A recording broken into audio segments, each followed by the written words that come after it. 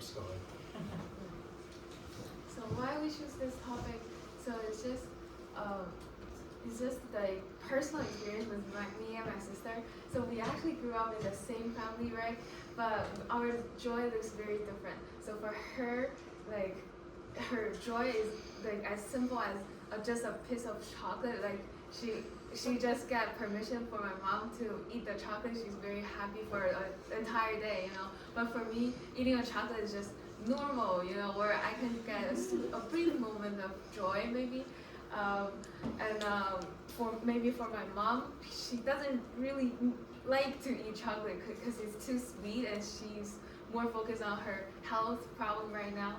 So yeah, and this kind of personal experience make me feel like make me wonder, does joy naturally change as we age, or do we learn to notice and value joy differently over time? And this is our research question. So it is like, how is joy affected by age, and what explains the differences we observe across life stages? And through the research, what we need is to understand whether joy differs by age, understand how and why it differs, and we need both theoretical frameworks and real life experiences to explain this. And our strategy is just a theory and survey to help us. The theories explains emotional and developmental mechanisms, and the survey we made provides the real examples and patterns to prove this theory. Okay, so before we actually get into the research part, I'm going to show some results about the survey. I know the number of sample is small, so it might not represent the whole population, but it still provides some insight about our research topic.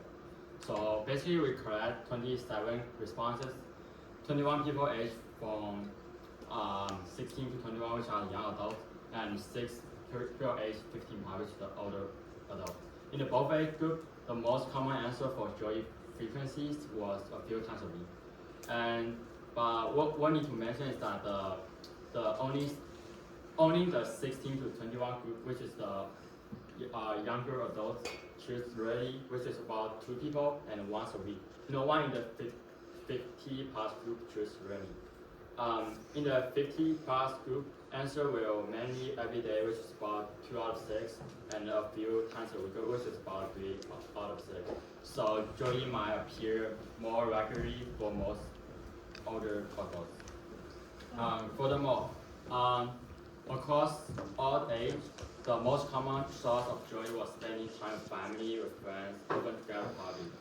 Younger participants mentioned achievements or personal progress more, and describe joy as short bursts or break from stress linked to exam, concerts,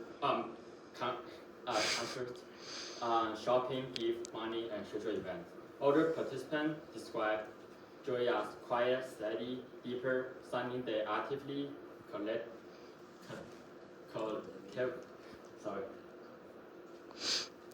cultivate.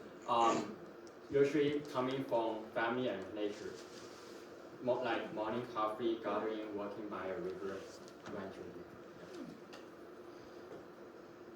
So I chose the article The Experience of Joy. And a little context to this, it starts out with a story about a woman who comes from an emotionally deprived background, and she's been seeing a psychotherapist. And she reported dreaming that she curled up in her therapist's lap and was rocked to sleep like a baby. This was considered one of her most meaningful experiences because she hasn't had an experience like this in the past, since she hasn't really been loved or had emotional support.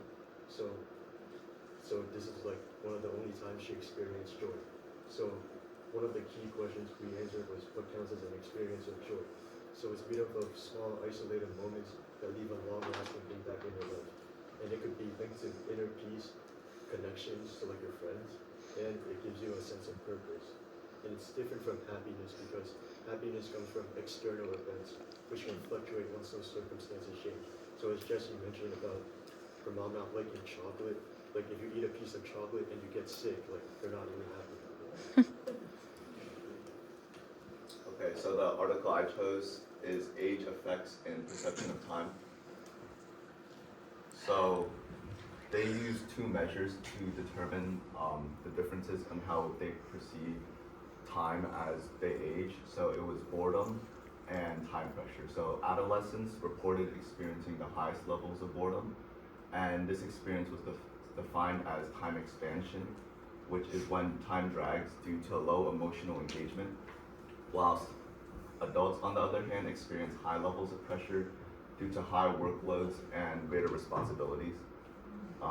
Older adults, on the other hand, report low boredom because they find joy in daily routine and steady connections, and they're often less prone to having these empty moments when they just stare at a clock, something that most of us will probably find very boring.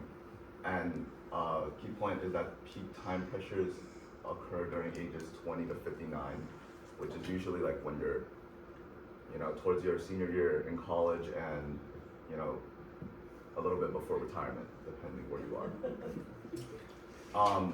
Age also does not, a key finding is that age doesn't change time, but rather what we do, that being social activities, changes how we experience it. And we'll talk about later how that connects well with joy. And high social activity, usually connected with joy and engagement, makes our experience with time speed up, and a lack of activity causes us to be bored and having the perception of time dragging on. Okay, so then I'm gonna talk about the role of context in shaping joy. I'm gonna use two readings to support this. So the first thing is that joy isn't just something like come inside of a person and varies from each individual, and it's also deeply shaped by the context, the background overall.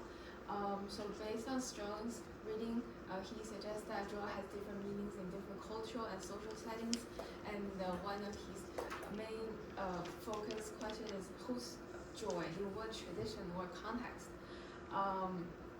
So like this question means like the joy has no single definition to it, or single or universal definition to it, but it just varies from individual and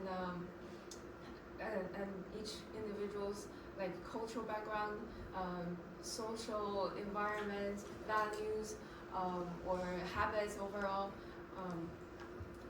And the other reading, the researchers talks about how the context shapes people's emotional expression.